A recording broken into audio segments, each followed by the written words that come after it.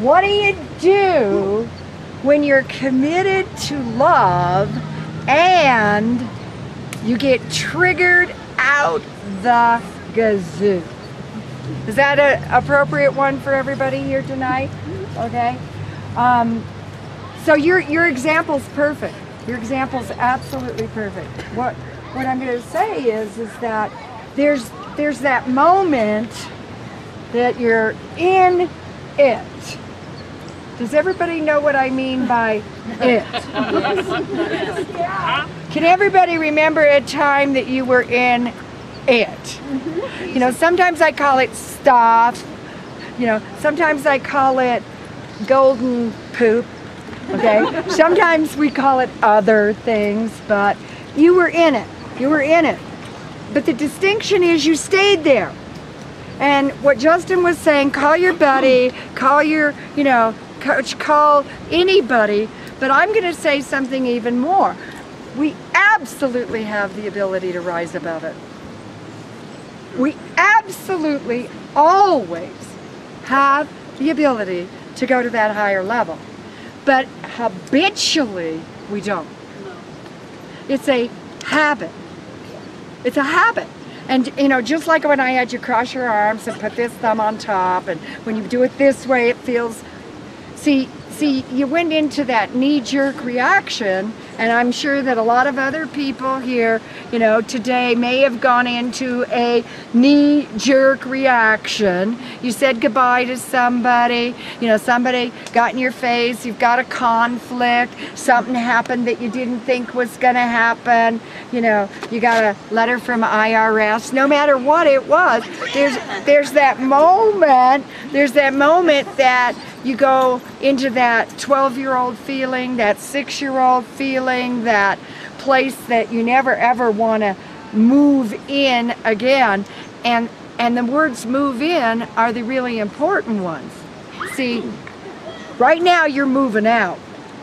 But earlier today, you moved in, didn't you? Your body was shaking. It kind of like took your day. You moved into the experience of, this sucks, this is awful, why is he doing this to me, why do I have to have this in my life, and maybe even just a tiny bit of poor me flavor. Oh yeah. Tiny bit. Just a tiny little bit of poor me flavor, right? Okay, so when I say you moved in, you took your suitcase, you unpacked, you hung up your clothes, you washed your face, and you put your feet up on the couch. You moved in to that place. And we've spent so much time in that place in our life that it's so easy to do.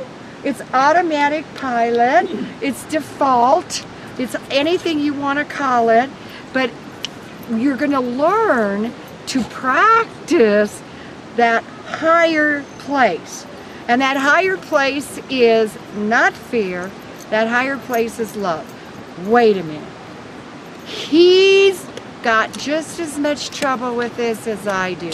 See, the hardest thing that I know how to say to people is, when you're in some kind of conflict, get yourself in their shoes as well as your shoes. It's the last thing you want to do. In fact, you want to punch them. Say bad words to them, you know. You want to blame them. And that's everything that we've always learned our whole life. And I'm saying, don't go there. And if you do go there, don't move in. Pull yourself back out, okay? And it does. It takes everything you've got to pull yourself back out.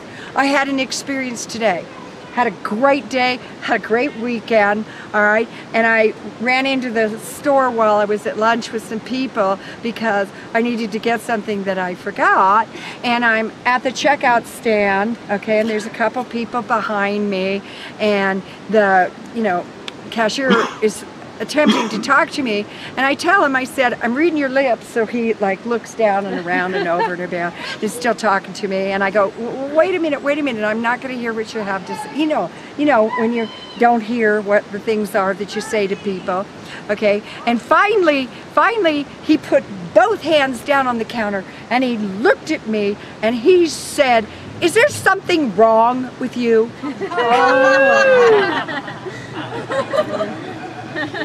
This is a true story, okay?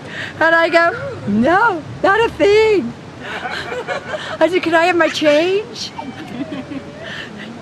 Why would I go anywhere except love? But sugar pie, I got a lot of years of practice with this one, okay? But I know, I'm in his shoes for a second. I'm going, he doesn't know what's going on with me.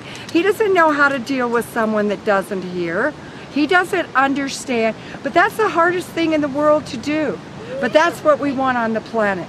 We want Iraq and the United States and North Korea to be able to stand in each other's shoes and to be able to figure out win-win.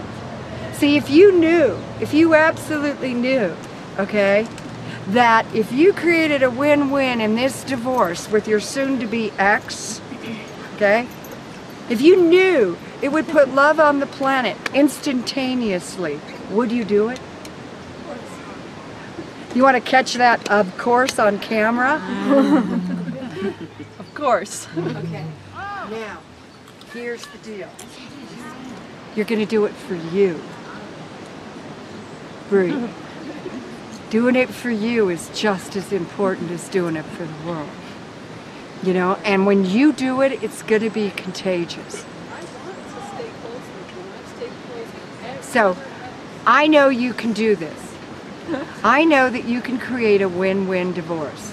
And in fact, I tell people, don't even start your divorce until you're in love.